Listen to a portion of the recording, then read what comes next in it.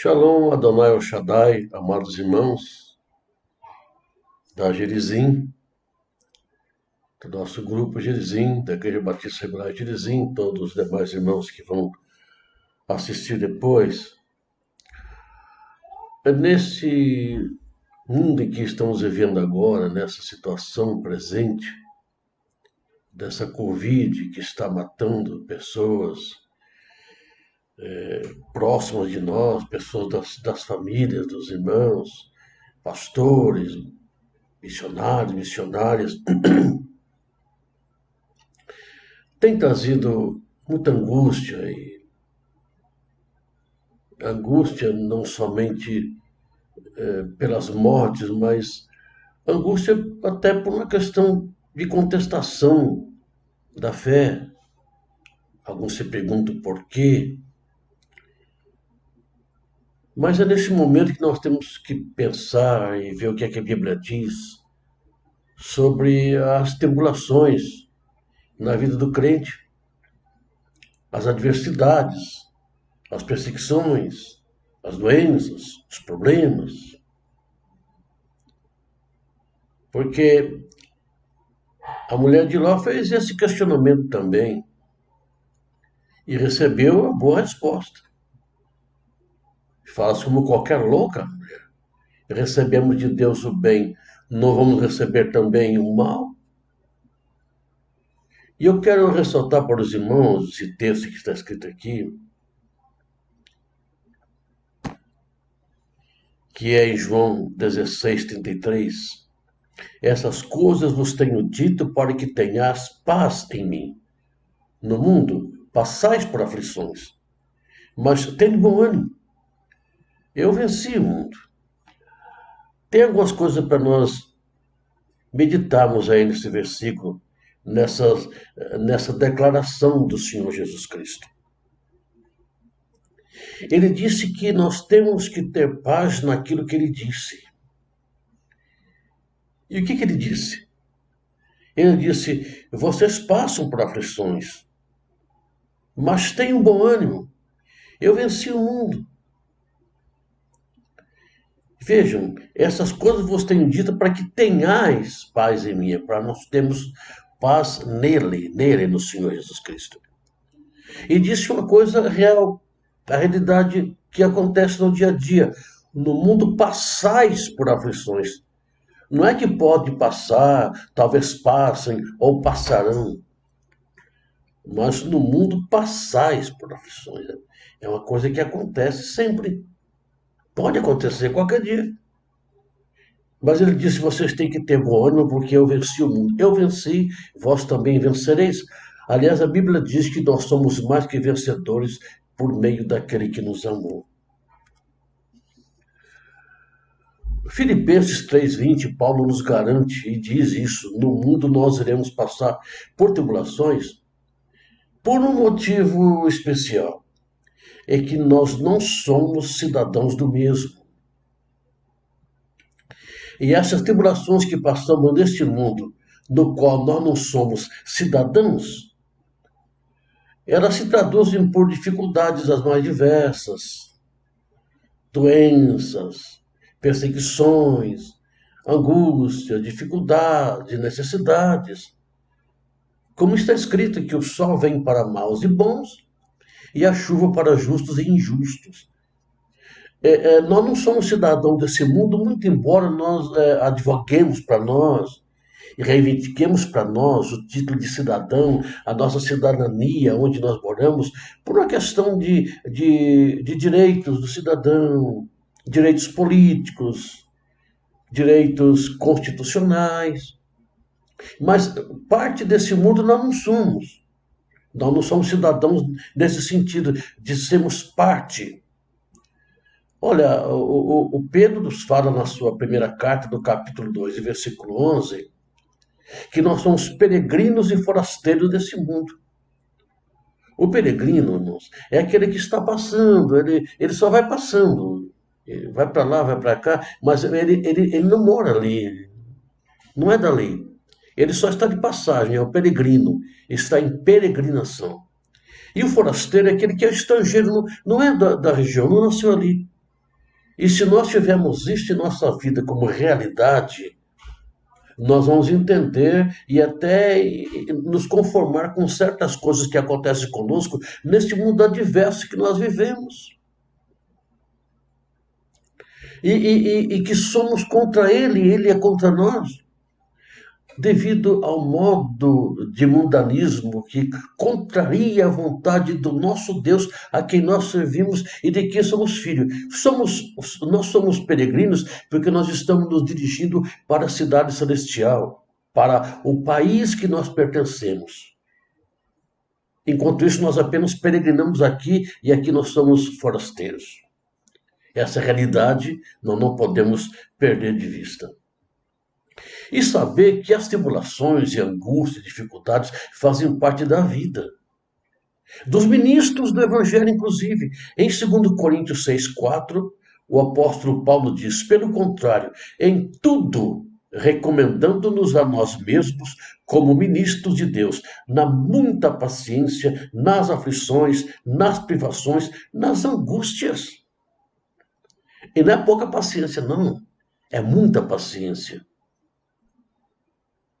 Nas aflições, que pode ser poucas, pode ser muitas, depende muito da história de cada um, do contexto de cada um, onde está inserido, se esse homem de Deus, se essa mulher de Deus vive no continente africano, em que lugar, se vive no Oriente Médio, se vive na Ásia, se vive na América do Norte, se vive na Europa, se vive na América do Sul, e aqui na América do Sul se vive no Brasil ou na Venezuela.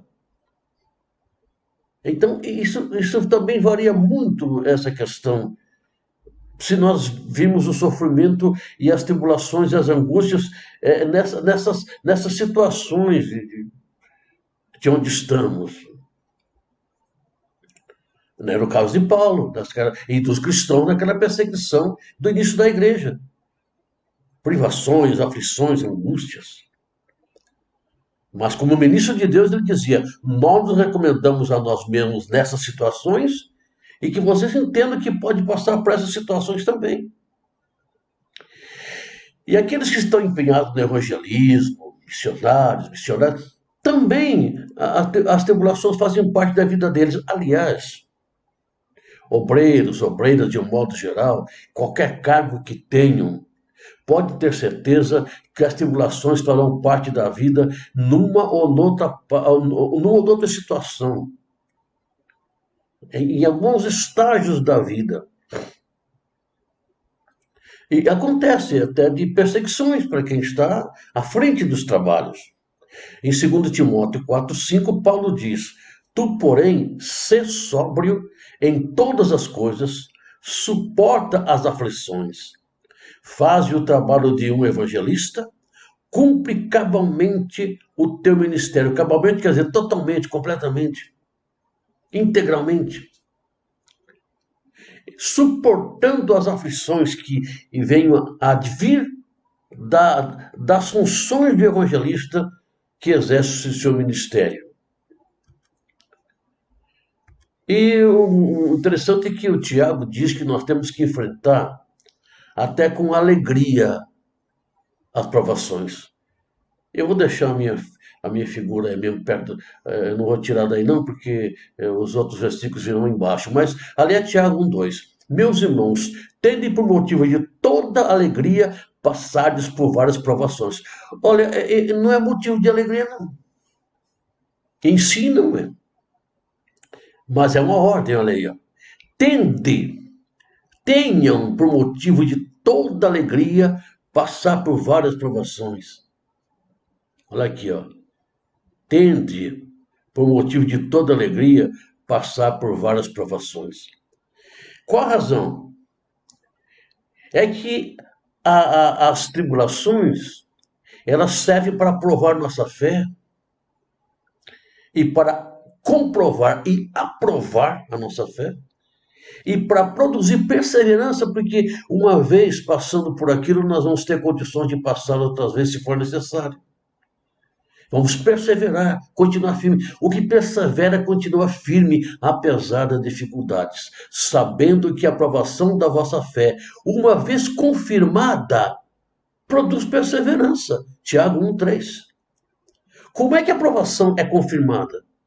É quando a pessoa passa pela aprovação, passa pela angústia, passa pela tribulação e aguenta, suporta, vence, não reclama, não abandona Deus, não blasfema, não discute com Deus.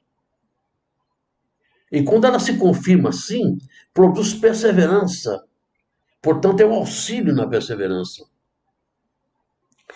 E essas tribulações e angústias são ferramentas para o nosso crescimento espiritual.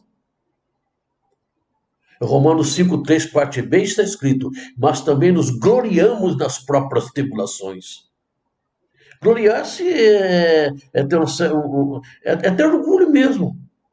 Ostentar, revelar com brilho e glória, se gloriar com razão ou não, gloriar por causa de uma coisa.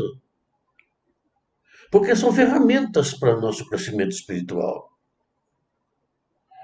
É difícil até para os pastores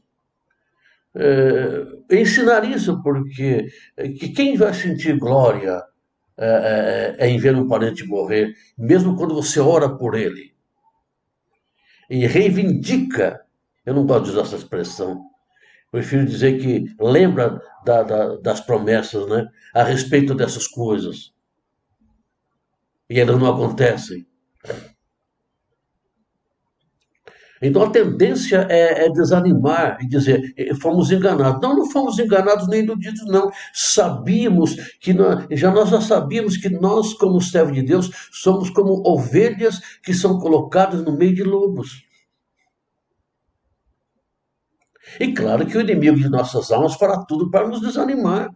E usa algo que Deus está utilizando como ferramenta nas suas mãos, está utilizando em suas mãos para punir o mundo, para mostrar sua disciplina, para que o ser humano pense na brevidade da vida. E para que o povo de Deus pense também em seu relacionamento com Deus. O povo de Deus é muito acostumado com o mundo, com os holofotes, com a televisão, com a fama, com o dinheiro, com a prosperidade, e esse mundo está uma maravilha, por que queremos sair daqui? Então aparece de repente o Covid-19 e nos faz refletir nos verdadeiros valores, gente. Então vamos transformar essa maldição numa bênção, apesar das lágrimas. E tem mais. Estão morrendo muitos crentes, pastores, pastoras, missionários, missionárias, mas estão na mão de Deus. Estão morrendo muitas pessoas, a maioria absoluta, que não tem conhecimento de Deus, não tem Jesus Cristo como Salvador, e estão perdidos para sempre. Será uma angústia eterna. E para os amados irmãos que nós amamos, que servem o Senhor, que estão morrendo, mesmo depois de algum sofrimento em hospitais, eles estão nos braços do Senhor.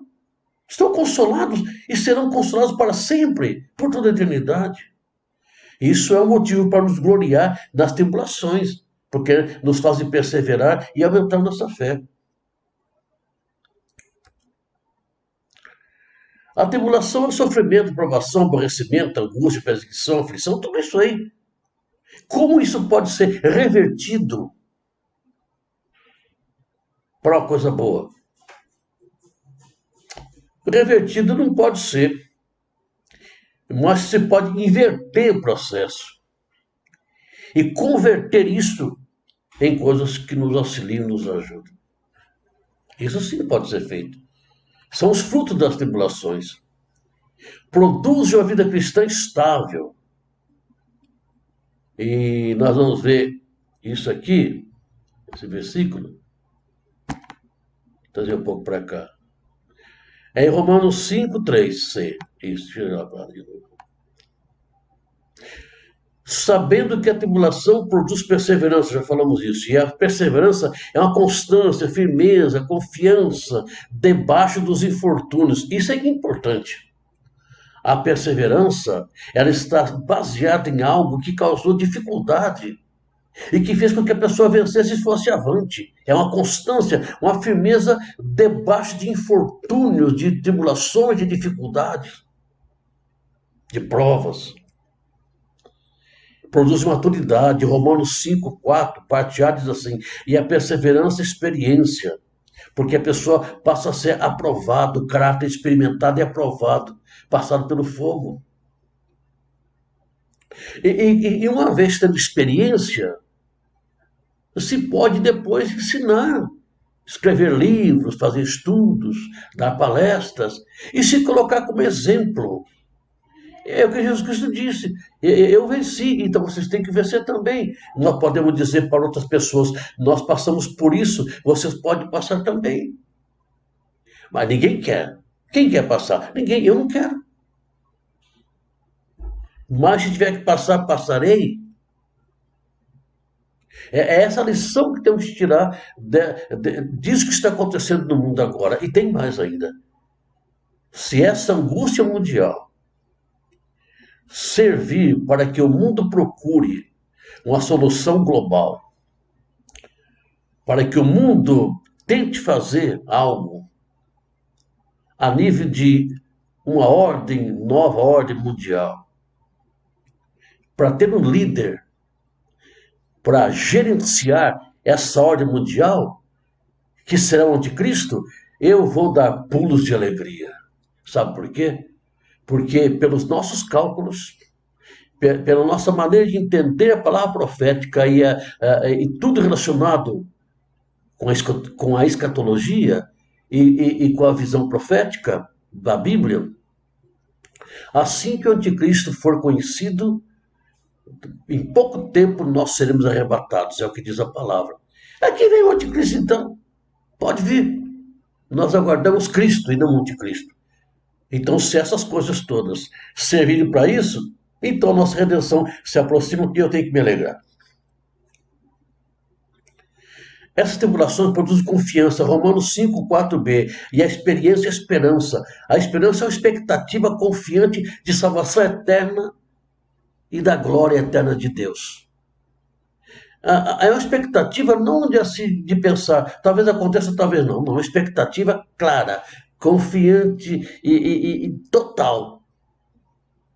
E isso é um fruto que vem é algo da confiança que é um fruto da tribulação.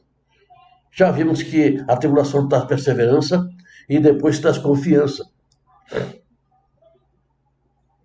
São frutos das tribulações. Causam mal, aparentemente, nos fazem sofrer, mas também nos fazem refletir, correr para Deus. Aliás, parece-me que só nas dificuldades que corremos para Deus. Parece que a gente só dá valor à comida quando ela está faltando na panela. E só se dá valor à saúde quando se está sentindo uma dor ou quando se está doente. E parece que só se dá valor à palavra de Deus quando se está passando por dificuldade. Então se corre a ler a Bíblia, lê salmo, lê isso, lê aquilo, se corre para a igreja, pede oração. E quando as coisas todas estão indo bem, parece que não se precisa de Deus. Então uma chocalhada dessa, que pega o mundo e pega a igreja também, ajuda no crescimento. Machuca. Mas às vezes a única maneira de fazer o cavalo andar é dizer, vamos cavalo não quer andar, tem que dar uma chicotada nele. Fazer o quê, né? A Bíblia diz que nós não devemos ser como o cavalo, como a mula. Mas às vezes a gente procede assim, fazer o quê? Olha, irmãos, lá em Romanos capítulo 12, versículo 12, Paulo nos manda regozijar na esperança, ter paciência na tribulação e ser perseverante na oração. Ora, eu regozijo na esperança e posso ser paciente na tribulação e também posso perseverar na oração. Isso me levará até mesmo a me alegrar quando há tribulação, se servir para o meu crescimento. Servir para o crescimento? Então, glória a Deus. Machucou, claro que machucou. Vamos chorar, especialmente aqueles que estão enlutados, vão chorar durante muito tempo, porque às vezes é uma ferida que parece que nunca cicatriza. Mas nós, crentes em Jesus, sabemos que nosso irmão querido, nossa irmã querida, os missionários queridos que partiram, os pastores que partiram, médicos que partiram, conhecidos nossos que trabalharam para o bem comum e foram infectados e morreram praticando uma obra de caridade, uma obra de amor e partiram, estão firmes com o Senhor Deus, se servem ao Senhor. Essa esperança nos traz regozijo, nos dá paciência e nos faz nos tornar perseverantes na oração. O Senhor Deus quer que nós perseveremos na oração todo dia. Sabe, irmãos, a dificuldade de me ensinar a orar todo dia. E essas dificuldades desses últimos tempos me têm dado mais prazer durante certas horas da noite e da madrugada. Essas coisas empurram a gente. Aí você não fica até 2 horas da madrugada vendo filme, você pode até ver alguma coisa antes, mas depois você, antes de dormir, você vai orar porque você pode não acordar amanhã, ou acordar doente. E aí, essas coisas nos levam a correr atrás de Deus. Até os incrédulos estão correndo atrás de Deus, amém. Seja uma ferramenta para a conversão. Então, pastores, missionários, que têm computador, usem as redes sociais, preguem o evangelho. Faça aquela mensaginha, vai dividindo, coloca no Instagram, coloca no YouTube, faz uns videozinhos, coloca mensagem no Facebook, console as pessoas. Eu agora estou usando também uma ferramenta que eu não tinha usado ainda, até por falta de tempo, porque também eu achava que não era tão boa assim, que é o WhatsApp. Então, isso tudo vai ajudando, vai auxiliando, apesar de ser uma coisa que parece que só está em tristeza, não é? A experiência nas tribulações produz resiliência. Eu tive a oportunidade de explicar para os irmãos, quando eu fiz esse estudo há algum tempo atrás, e grifei bem aqui a palavra resiliência. O que é resiliência? É a capacidade de suportar e sobreviver às adversidades, dificuldades, angústias e sofrimentos. O resiliente é aquele que passa por uma fornalha e sai do outro lado depurado, mas não destruído. O resiliente é aquele que vai aguentando, suportando, sobrevive. E se vier mais, ele aguenta também. Aliás, o crente tem que ser assim, o crente tem que ser resiliente. Ter capacidade de suportar e de sobreviver a qualquer adversidade espiritual ou física, dificuldades espirituais ou morais ou físicas, angústias e sofrimentos mais diversos que acontecerem, que Deus permitir, dependendo do seu crescimento espiritual. Deus sabe também se nós podemos aguentar uma coisa ou não. E Deus nos ajuda, nos ensina a transformar uma tentação em provação, a transformar algo ruim para que depois seja algo bom para nós.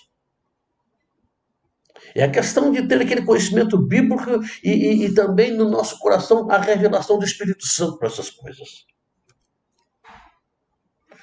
Deus nos consola nas tribulações, irmão. Lá em 1 Coríntios 1,4 está escrito: é Ele que nos conforta em toda essa nossa tribulação para podermos consolar os que estiverem em qualquer angústia com a consolação com que nós mesmos somos contemplados por Deus. Olha, irmãos, para nós sermos contemplados por Deus com consolação, é preciso passar por angústia, é preciso passar por tribulação, é preciso passar por dificuldades, por provações. Só assim nós vamos buscar o consolo de Deus. Bom, é muito melhor louvar do que clamar. Eu sei disso. Mas tanto o louvor quanto o clamor nos faz crescer. Ele nos conforta nas tribulações para que tenhamos condições, capacidade, competência para poder consolar os que passarem por essas angústias. Porque nós tivemos a consolação quando fomos contemplados por Deus dessa consolação, quando passamos por essas tribulações e angústias.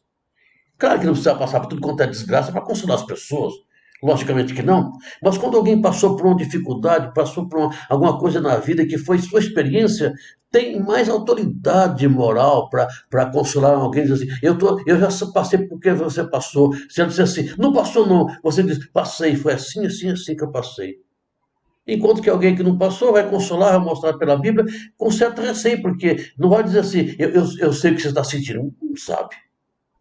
É assim, essas questões são assim. Engraçado que Paulo diz lá em 2 Coríntios 4,17 que a nossa tribulação é leve e momentânea. Leve em relação a coisa pior que poderia acontecer. E momentânea, porque em relação à eternidade, o tempo de tribulação não representa nada. Seja 1 ano, 2 anos, 10 anos, ou toda uma vida de 80 anos.